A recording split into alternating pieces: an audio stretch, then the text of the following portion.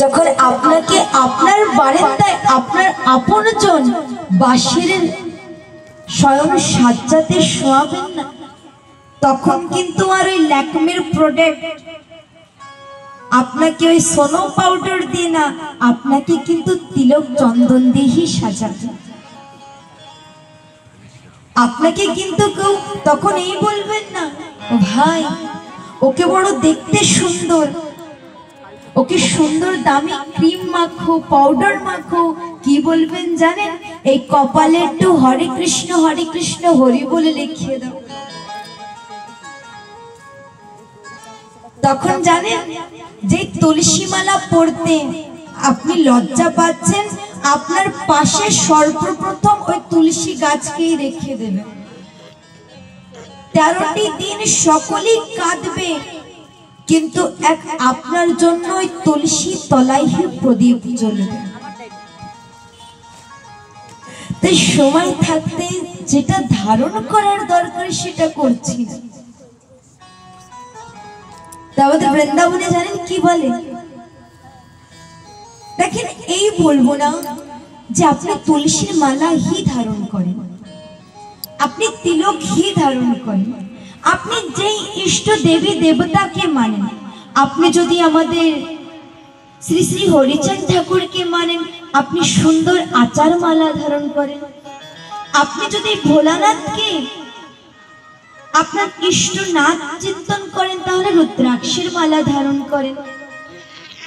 আপনি যদি সৎসঙ্গ অনুকূল ঠাকুরকে দীক্ষিত, তানাকে আপনার ইষ্ট দেবতা দেবতা মানেন, তাহলে তানাদের যে চিহ্ন, সাদা পোশাক, সুন্দর আচরণ, আপনি সেটাকে ধারণ করেন। হয় আপনার তিলক পড়তে লজ্জা, ছোট্ট একটি ললাহাটে তিলক পরে। দেখেন, এই সোনা দানা যা কিছুই আছে না, যেদিন আপনাকে ওই পঞ্চতত্ত্ব জ্বলতি অগ্নিতে দেয়া হবে না, ওই সোনা দানার কিন্তু ভাগ করা হবে। সকলে বলবে, ও ভাই ওর গলারটা কিন্তু বড় দামি। পতির বউ বলবে, আমি কিন্তু শাশুড়ি মার চুড়ি নেব। ছেলে বলবে, আমি কিন্তু আমার বাবার গলার চেন নেব। কিন্তু আপনার কণ্ঠে যদি তুলসী মালা বা আচার মালা বা রুদ্রাক্ষের মালা বা যেই দেবী দেবতাকে আপনি মানেন, সেই চিহ্নটা, সেটার কেউ বলবেন না কি ওটার ভাগ আমায় দাও। সেটাই কিন্তু এক অন্তিম কালে আপনার সঙ্গে যাবে। আর যা কিছুই আপনি এই মায়ার জগতে একীকৃত করে রাখবেন না, সবই রয়ে যাবে। তো দেখেন, কথায় প্রবেশ করার আগে আমরা সকলেই না ডিপেন্ড থাকি। দেখেন, কথায় আসবো, সর্বপ্রথম জানেন আমরা কি করি? বাড়ির কাজ রেখে সকালবেলায় যাব পড়োশির বাড়ি, পাশের বাড়ি, গিয়ে বলবো, ও বোন, পাশের গ্রামে ভাগ পান, তুমি যাবে? হ্যাঁ আমি যাব। ঠিক আছে, তুমি যদি যাও তাহলে সঙ্গে আমায় নিয়ে যাবে। আর যদি মাইয়া বলেন না আমি যেতে পারবো না, তাহলে জয় রামজি কি, তুমি না গেলে আমিও যাব না, আমি একা কি করব, থাক আমিও শুনবো, ক্যান্সেল হয়ে যায়। আমরা মানব না, জীবনে সব থেকে বেশি ডিপেন্ড থাকি, নির্ভর থাকি একের পরে এক।